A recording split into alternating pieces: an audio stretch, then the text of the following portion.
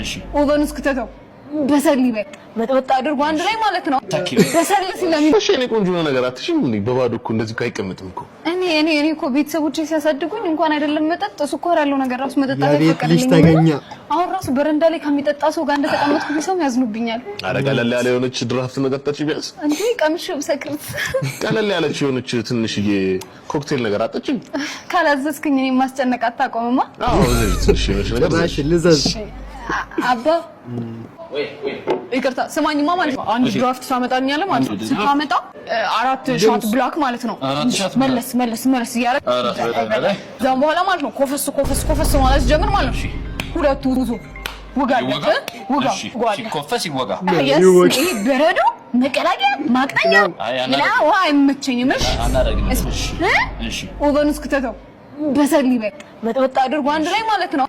በሰል ስለሚመቸኝ በቃ አፍጥኛው ምንም ችግር የለውም። የተወጋ ድራፍት ትደፍራለች። እቺ እኮ ምን ልበላችሁ በቤት አትወጣም። የቤት ልጅ ነች ማለት የፈለኩ ነገር በውጩ የቤት ልጅ ነች።